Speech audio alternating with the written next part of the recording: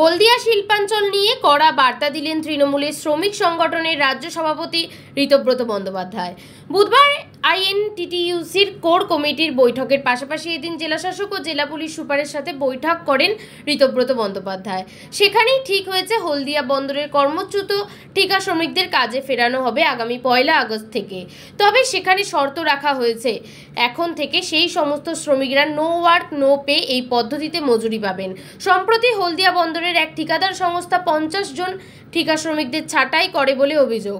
ঠিকাদার সংস্থার যুক্তি ছিল, বন্দরের স্বয়ংক্রিয় পদ্ধতিতে পণ্য ওঠানো নামানোর কাজ হওয়ায় তাদের কাজ কমে গিয়েছিল, কিন্তু সেই সমস্ত কর্মচ্যুত শ্রমিকরা যাতে কাজ ফিরে পায় সেই জন্য জেলা প্রশাসন, ঠিকাদার সংস্থা এবং আইএনটিটিইউসির কোর কমিটি বসেই সিদ্ধান্ত নিয়েছেন।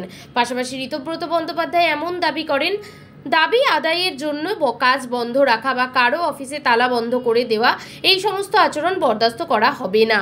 সম্প্রতি একটি ভিডিও ভাইরাল হয়েছে যেখানে দেখা গেছে হলদিয়ার বিধায়ক তাপসী মণ্ডল কাজ বন্ধ রাখার কথা বলেছেন। জনপ্রতিনিধিদের এমন আচরণ যে বরদাস্ত করা হবে না, তাই এদিন সাফ জানিয়ে দিলেন ঋতব্রত বন্দ্যোপাধ্যায়। শ্রমিকদের সজাগ করতে হবে। আমি পরশুদিন আসছি, পরশুদিন এই যাদের কাজ শ্রমিকদের সঙ্গে মিলিত হব, তারপর আরও রাজনৈতিক কর্মসূচি রয়েছে। সুতরাং আমরা এটা আশাবাদী যে এই আলোচনার মধ্যে আমরা এটা বিশ্বাস করি যে ডায়লগ হচ্ছে শেষ কথা। প্রয়োজনে 5 বার 6 বার 7 বার 8 বার ডায়লগ হবেই, তো আজকে যথেষ্ট ফ্রুটফুল ডায়লগের মধ্যে দিয়ে সমাধানে পৌঁছানো গেল।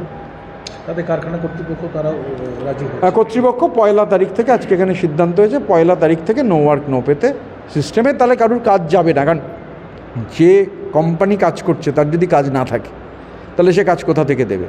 তাহলে নো ওয়ার্ক নো পে হলে তাহলে শ্রমিকের কাজ গেল না। এবার এগুলো যা উদ্ভূত পরিস্থিতি হবে সেই অনুযায়ী সিদ্ধান্ত নিতে হবে।